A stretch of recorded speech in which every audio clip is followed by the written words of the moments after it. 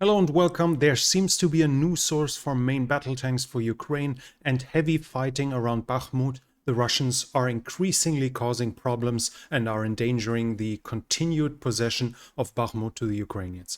This and more in this situation report.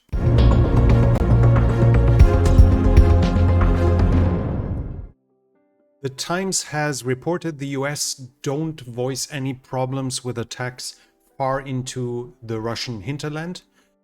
But the problem with this is, while this would be immediately interpreted as maybe they are going to deliver the army tactical missile system, the report in the Times said, where they have spoken to an unnamed US official, that the US doesn't have problems with Ukraine using drones.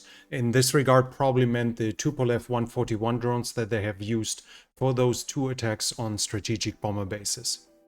That the US give a green light for the usage of HIMARS or M270 rockets against Russian hinterland seems to be unlikely and not in a direct connection. Russia has resumed its attacks with Shahed 136 and Shahed 131 and has used them in bigger waves, especially in the south. It's guessed, there's talk that probably those drones, when coming out of Iranian factories, are not capable to be used during times of winter. The coming frost supposedly has stopped the usage of the drones within Russia, and Russia had needed time to modify those drones to be able to use them again. This problem seems to be solved now, so they continue the use now. There are rumors that head of the general staff, Valery Gerasimov, has given up his job, has retired, has stepped down. But it was the Russian Ministry of Defense said, no, that's not the case. He's still in office. It shows that the fact that Gerasimov is still in office and is not being replaced shows us serious problems within the Russian leadership, how much personal influence, how much knowledge of someone else is important in positions as the complete and disastrous failure of Shoigu, the defense minister, and Gerasimov, the army leader, in this war, which is obvious and cannot be hidden, still didn't have any consequences, at least not any public visible consequences for the position of the two, says a lot how personal responsibility is being held within the Russian government. When it comes to the Eastern Front, a Russian military blogger said there are now 200 fighting vehicles from Kherson being moved to the Kupiansk area, so basically this front here. We have a video on Twitter that shows us tanks. Here we see a T-72 and a T-90M, clearly visible here, the T-90M. With the additional ERA and the weapon station up there near Luhansk, sign of the Russian increasing their forces along this front line.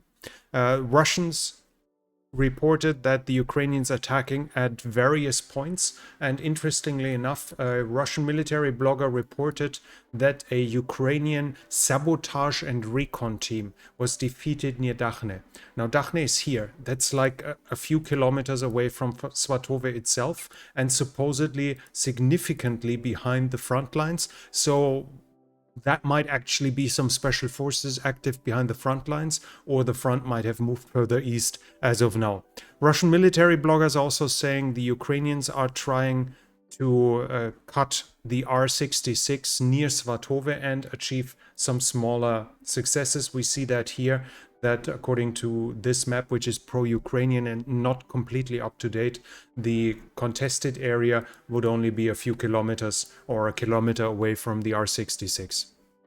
The R-66 is important as it's the main line of communication between Svatove and Crimean, and should Ukraine be able to cut it, then it can cut down the Russian volume for reinforcements, and it can prolong the times the time the Russians need to react on Ukrainian advances with their reserves. So for them, it's a very important point to reach the R-66. There have been Russian counterattacks at Novoselivske, which is up here.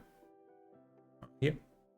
At Novoselivske and Ploshchanka here, at other small towns too. So we have a couple of Russian counterattacks, no reported successes here. Ukrainian attacks at Chervonopopivka here and at Dibrova. Supposedly, Ukrainians gained some ground in the direction of Crimean. That's at least the reporting from the Russian side as well. And Serhiy Haidai, who is the Ukrainian governor for Luhansk, said the Russians are doing counterattacks with freshly mobilized people to disrupt and inflict attrition on Ukrainian troops before they themselves start their further attacks towards the east. In that case, they would obviously use up the barely trained, mobilized people to reduce the Ukrainian offensive strength, and while they save their better trained, better equipped troops in case the Ukrainians then come in earnest. South of the Siversky Donetsk, the Russians are reporting they gained some ground in Bilohorivka. We have heavy attacks along the whole front line from Bilohorivka down to Marinka, like it has been in the last days. The Russians have now entered Bakhmut. That far is confirmed. We have them here in the eastern outskirts. Visual proof that the Russians have actually entered the city itself, but barely. Wagner claims they have entered Pithorodne, which is up here, which would be a clear attempt to encircle or to bypass Bakhmut in the north, and we have visual evidence of the Ukrainians blowing up a train bridge that is on top of a road bridge to block that road. And as you can see, it is here. This is Bakhmut. This is what was the name? Pithorodne is here. So in this regard, if the Ukrainians are already blowing that up, that would mean that they expect to be pushed back further fairly soon. Otherwise, blowing up that bridge already would not make sense. And from the reports I found, I don't see any Ukrainian claim that the Russians might have done that to make their resupply in the direction of Pithorodne more difficult or anything like this. So it seems that the Ukrainian side is actually expecting to be pushed further west, north of Bakhmut itself. In Soledar, Wagner claims they have advanced and are creeping closer to the T-1302. That's the road that's going more or less down the front line here to Siversk, which is again fairly important in basically in the mirrored way as the road from Crimean to Svatove, as it supplies and supports the Ukrainian defenses or the Ukrainian line further east, north of Bakhmut. Upytne is still contested. There have been some reports that it's already captured, but now I have Russian reports that it's still contested. And further south, there are attacks by the Russian side with the attempt to bypass the city. Generally, the Russians seem obviously want to do what has been done so many times before. Bakhmut itself, the house-to-house fighting would be extremely bloody, so they will attempt to simply bypass it at both sides, endanger the lines of communication, and thus force the Ukrainians to withdraw. And as we can see in the north, the Ukrainians seem to be slowly preparing for that. It might be a real risk of that happening fairly soon. Further fighting is reported at around Avdiivka. Nothing changed here. I don't see any reported changes when it comes to the control of the area. We have further reports of Ukrainian counterattacks towards Pisky. This time I have not found videos of them getting slaughtered like I have with the last time. But then again, you might question why they would attack towards here, whether they shouldn't use their forces in a more elegant way. But there are problems in that area. There are some reports that the Ukrainian soldiers are complaining they are being sent in counterattacks that don't make any sense by some politicians, by political pressure on the military for whatever reason. So there is some criticism here. I can't fully judge that those rumors to a certain degree. I don't have enough information, but that might be an explanation why those attacks are happening. That don't really seem to make too much sense regarding the Russian troop concentration here. Further south, fighting around about Marinka is continuing. This time I have read Russian reports that they control 70% of the town. So the reports lately that the Ukrainians are more or less just in the outskirts at the last remnants in Marinka seem to be wrong, but the Russians have definitely advanced here inside of the town. And further south, this time I actually didn't find any reports about Ukrainian counterattacks, but I found reports of Russian probing attacks in the direction of Velika Novosilka, which would be up here. So at the beginning of the war, we would have guessed that that might be a big pincer movement to encircle something here. But regarding the Russian forces, this is obviously highly unlikely. But it's still within Donetsk Oblast, which is obviously one of the priorities for the Russian government and the Russian military right now. Along the southern front, we have reports about a military installation in Melitopol that has been hit. There are claims that up to 200 Wagner soldiers have been killed there, Wagner mercenaries. Supposedly it was some kind of headquarters. The Russians confirm the attack actually, but they say everyone that is dead was a civilian. So the Ukrainians basically slaughtered their own people. Obviously, I can't judge it from afar, but that's what both sides claim in this regard. It seems more likely, though, that it was actually a Wagner post. When we have further reports here from the Dnipro estuary, there are reports that from the Ukrainian side that the Russians want to set up observation posts on those islands inside of the area here. We had recently reports that the Ukrainians were setting themselves up here, so we might actually see some minor amphibious action in that area that is not at all decisive, but where both sides are likely to fight about certain smaller islands just to be able to control the estuary of the Dnipro better. From the Crimea, we have reports which are actually fairly interesting. The Russians expect, or at least prepare, for a potential Ukrainian naval invasion on the Crimean Peninsula. We have here along the beach, we see clear trenches being dug. You see it's the size of a human, and you see the typical zigzagging. Nope. No sabotaging here. The typical zigzagging of trenches meant for infantry all along the coastline. As we can see up here, it's geolocated, so we have it in this area here. The Russians are actually expecting that it's a possibility that the Ukrainians might do an amphibious invasion on the peninsula itself. And as we can see, I mean, preparation is smart. I said this before, better to have positions like this and not need them than need them and not have them. But we can see it's more or less 60 kilometers from the closest shore. Should the Ukrainians capture that? Should they not capture it, then we are talking about a sea voyage of 150, 160 kilometers. Now, this is important in a certain way because it shows us that the Ukrainians more or less have neutralized the Russian Black Sea Fleet. Any amphibious invasion like this would be suicide if the Russians are still having combat ships in Sevastopol ready to strike. As soon as an amphibious operation is happening here, that fleet would leave the harbor, if it's not already cruising, patrolling around here, and would then attack the lines of communication over the water, cut off the Ukrainians here, because they have now no naval force to speak of to win in a sea battle against the Russian Black Sea Fleet. And then after that, they would obviously destroy the cut-off Ukrainian force by either destroying them or forcing them to surrender. That they now take this as a serious option that Ukraine might do an amphibious invasion into the Crimean Peninsula shows that they have reached a point where they can't trust their own naval forces anymore to keep control over the seas, even close to their own positions, which shows us how much the delivery of anti-ship missiles and of naval drones has impacted that war already.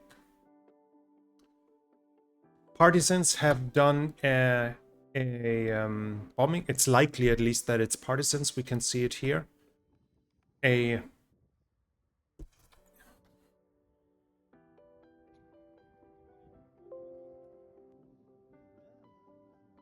Parties probably have blown up a bridge in Melitopol. This is important in a way, as and now he wants food and blackmail me with love. I apologize for my little stream technician, but he's a cat. So as we can see, we don't see any penetration on top of the bridge, and that seems to make sure. That seems to make it obvious that it wasn't a strike with an HIMARS that broke this bridge, but that actually somebody blew up those pillars, which will make it more difficult to repair the bridge, and at the same time show this is important in a way, as Melitopol is one of the main transportation hubs for the Russian reinforcements now, for the Russian supply now along the whole southern front, as we can see here, with the Kerch Bridge being half out of commission. I mean, there is some traffic there, but it's fairly limited. The traffic, the supply has to come from the east, and it mainly has to come by road, as there is no continuous railway connection of that area with Russia itself. So blowing up bridges here will actually endanger the supply situation for everything to the west of it further.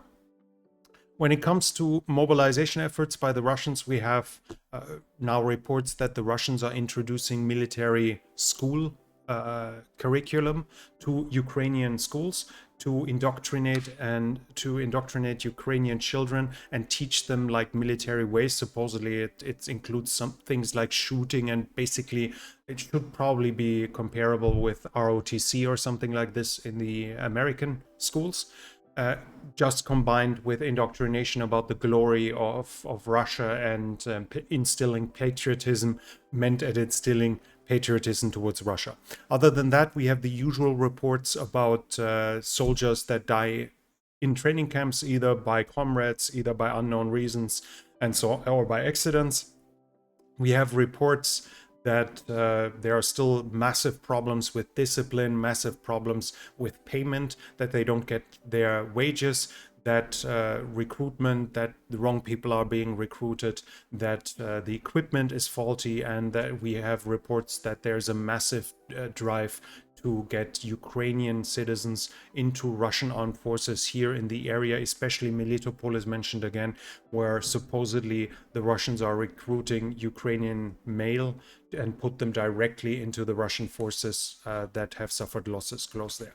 But this time, in full, to display what else we have, we also have a video here where a Ukrainian unit, let's just call it for this, it identifies itself as saying, basically we can go through here, they have been sent into combat missions, they have suffered 70% losses, they have not received the proper weapons and equipment, and they spent a month in the trenches, submitted coordinates to the artillery, and the artillery never helped. So they complain about the lack of artillery support.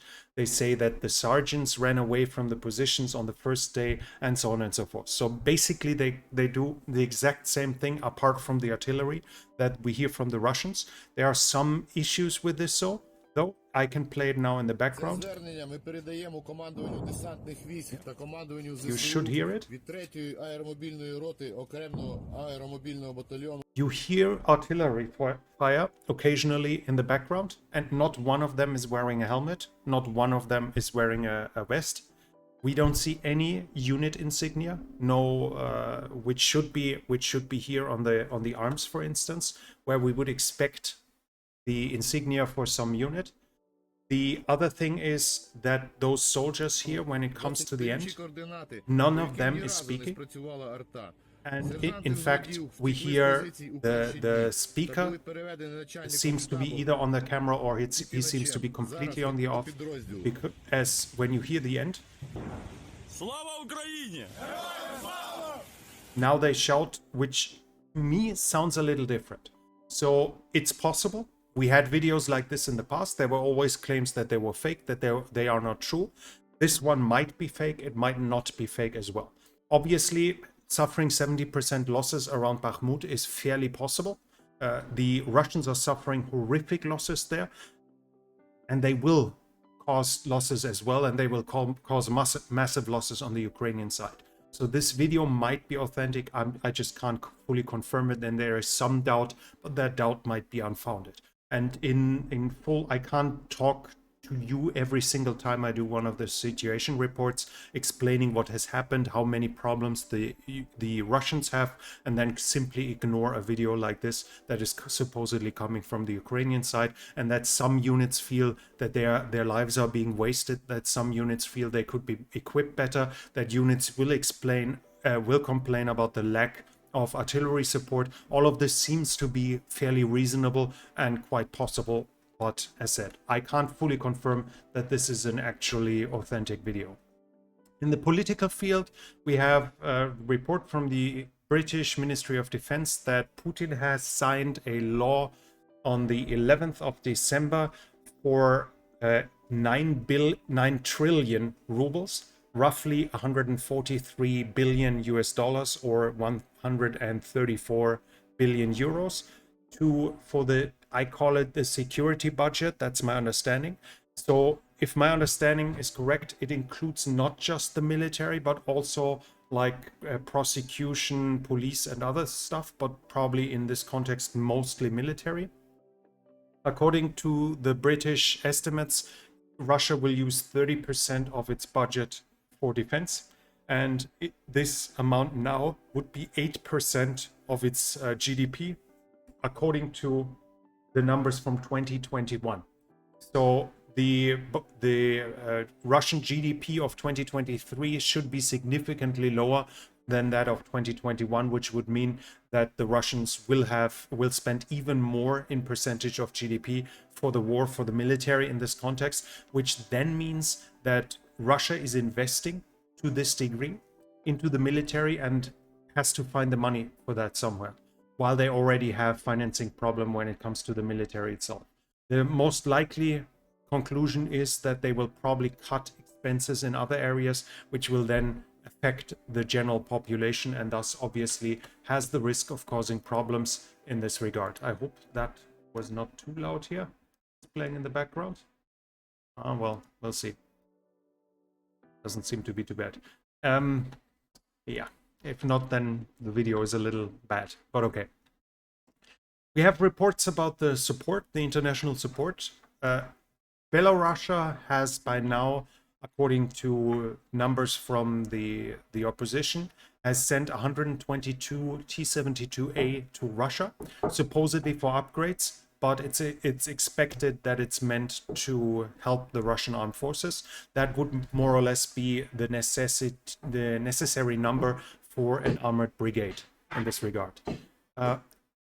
Great Britain supposedly is willing to deliver long-range cruise missiles to Ukraine if the Russian bombing campaign against Ukrainian civilian infrastructure is continuing. I cannot confirm this fully yet, whether it's actually true, so it might be an option. We have reports here from the British Ministry of Defense that they have given 195,000 pieces of equipment to the Russian, to the Ukrainian unit forces that were training there, and 19,000 have been added to the training roster, and 9,000 have already completed. And as we can see here, it includes first aid kit, protective kit, and winter kit. So the soldiers trained in Great Britain will be fully equipped and ready for winter combat.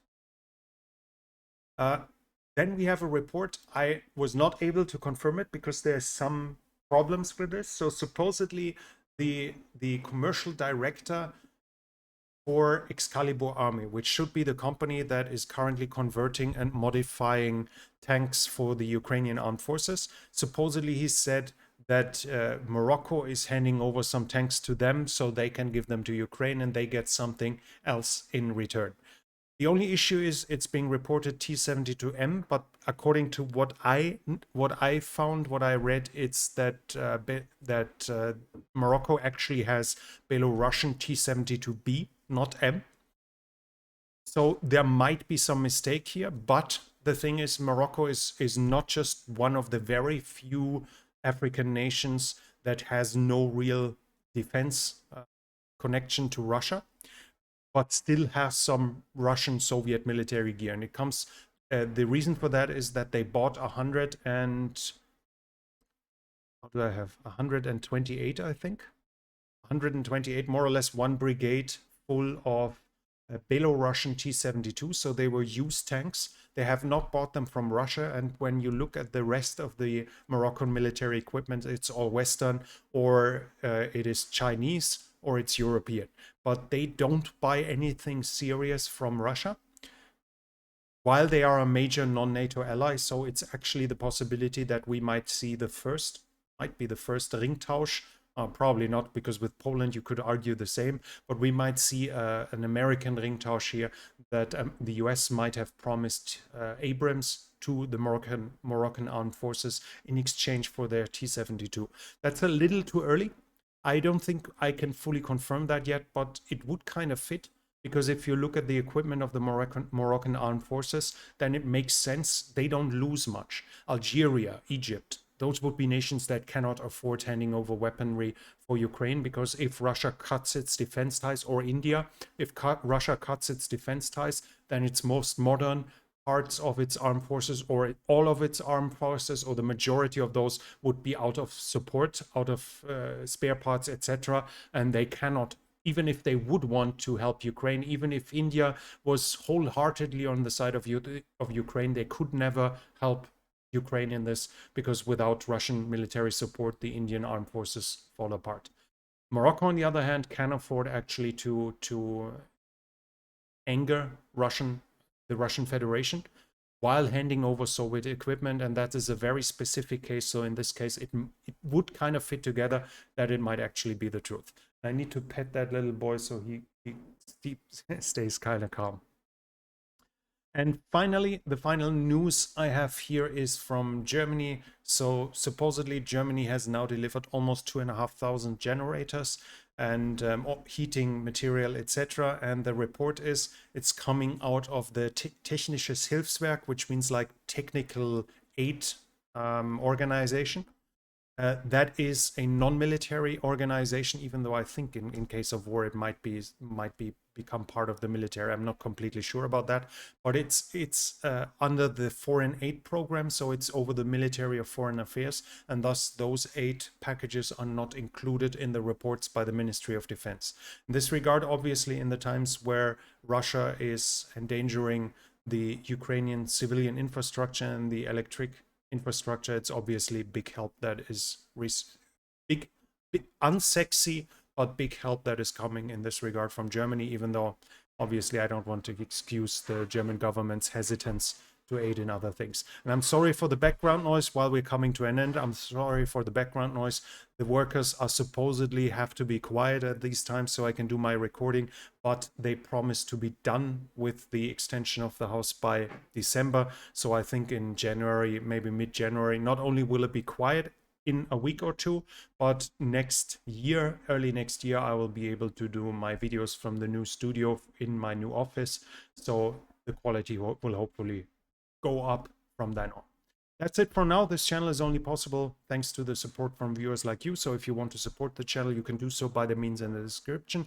Thank you very much to everyone already supporting the channel. Your help is really appreciated. Other than that, if you want to support, hit the thumbs up button if you like the video. Leave a comment. What do you think about the actual option by other? Do you have any other nations that you can consider that might help in a way like this by handing over their military equipment without endangering their defense? That's the big caveat here in this problem.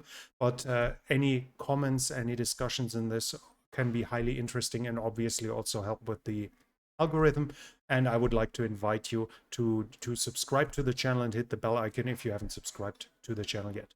That's it from me for now. Thank you for watching, and I'll be back.